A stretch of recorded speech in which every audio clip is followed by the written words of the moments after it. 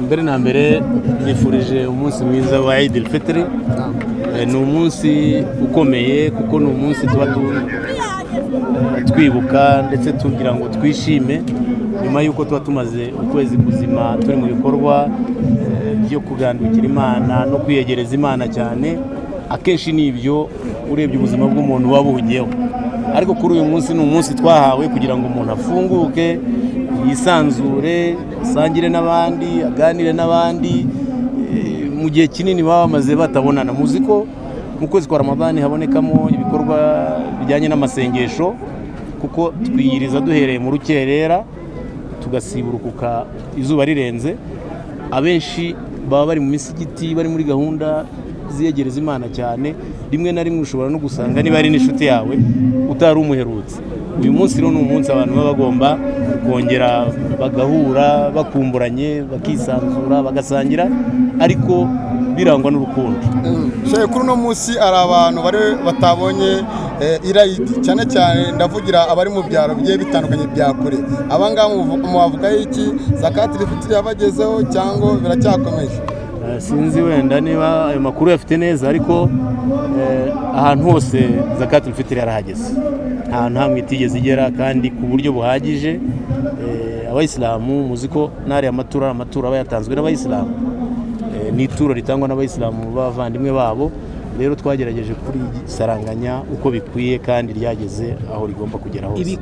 Ubutumwa bugenera abayisilamu nyuma yo gusoza iki gisibo gitagatifu ni ubuhe? Ubutumwa nababwira abayisilamu by'umwihariko ni uko Imana itabaho muri Ramadani gusa. Imana ibaho iteka ryose. N'ibikorwa byiza ntago umuyisilamu ahamagariwe kubikora mu gihe cya Ramadani gusa, ahubwo ahamagariwe kubikorwa ubuzima bwe bwose, kuko nibyo azajyana imbere y'Uwiteka, ni nabyo bizashingirwaho kugenerwa aho agomba kujya, yaba ari mu ijuru cyangwa se mu muriro. Imana ibuturinde. Bityo rero ntago ugomba gucumbikishiriza igikorwa icyo ari cyo cyose ngo kubera ko ukwezi kwa Ramadani kwarangiye, ahubwo uhozaho uko bishoboye kugeza igihe Imana izisubiriza gahunda zayo. Wenda ba mufti tugana ku musozo, mwavuze ko uno mwaka abazajya bajya hija nta mubare ntarengwa, abayisilamu bose bemerewe kuba bajya hija. Kuki byari byaravuweho, byari byarateje ikihe kibazo, ubu bigiye gukemura ikihe kibazo mu bayisilamu?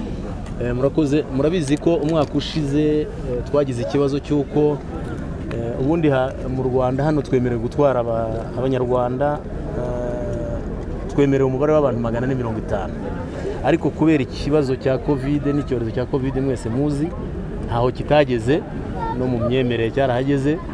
Byabaye ngombwa ko habaho kugabanya umubare w'abantu bitabira ari amasengesho y'umutambagiro mutagatifu Imaka.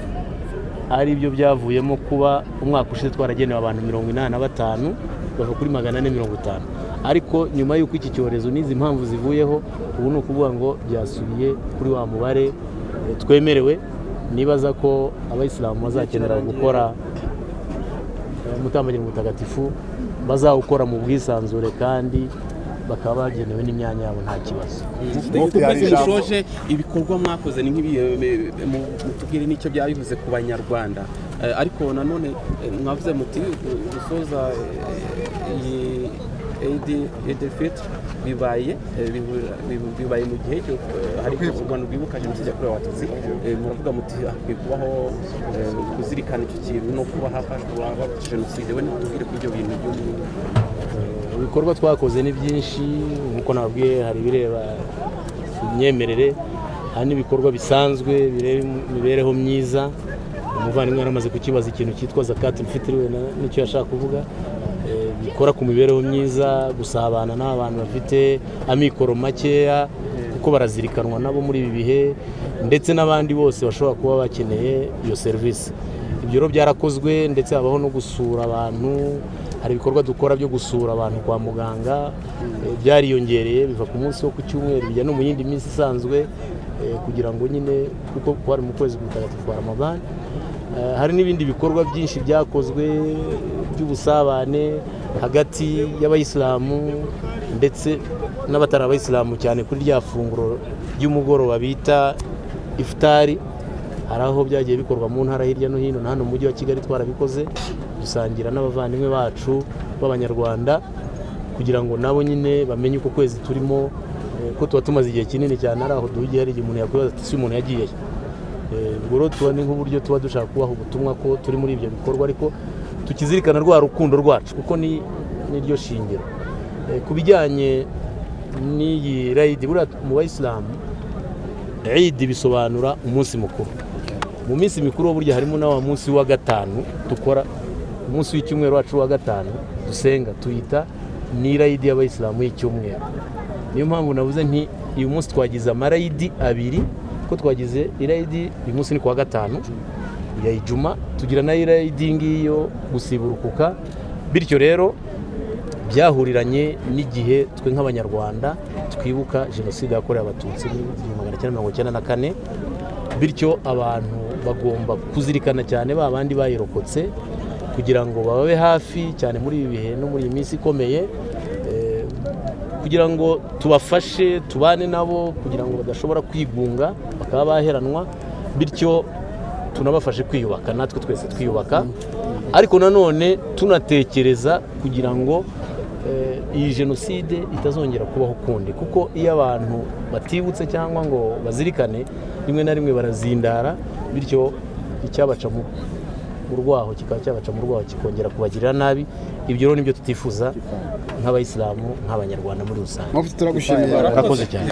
Tumaze gusara irayidi yari maze iminsi 30 abasilamu biyiriza bakurikiza imigenzo y'intumwa y'Imana Muhammad sallallahu alaihi wasallam. Imana uyu munsi wakirute ufata ute muri rusange? Alhamdulillah, uyu munsi ni umunsi ukomeye mu muryango w'Isilamu wese wo ku isi.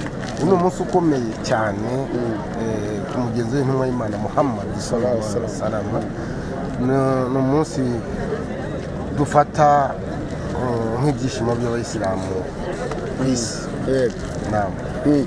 Uyu munsi usanga abasilamu bamwe na bamwe hari ababare bagiye idini, hari ababagiye gusari, hari abari mu bibi, kuno kwezi bakagusiba, nyuma yaho ugasanga bamwe barateshutse. Aba bantu mubavuga iki? Uko ubwo ikiremwa muntu nyine baba bakoze amakosa yateshutse. Ubundi umusilamu agomba guhora ari umusilamu. Umusilamu agomba guhora ari umusilamu, haba muri Ramazani haba bitari muri Ramazani. Umusilamu agomba guhora ari umusilamu, ntabwo ari umusilamu wa Ramazani. Umusilamu intumwa y'Imana Mwenyezi Mungu Subhanahu wa Ta'ala dutegeka gusari gatanu ku munsi. Mutume Muhammad sallallahu alaihi wasallam araza arabishimangira. Umusilamu rero ntabwo ari umusilamu wa Ramazani, ni umusilamu w'ibihe byose. Hari umuntu wumva umusilamu akaba ati umusilamu arangwa n'iki? Umusilamu arangwa n'imico myiza. Umusilamu bazi umusilamu bwabyo iryo jambo ni impuhwe n'umunyempuhwe.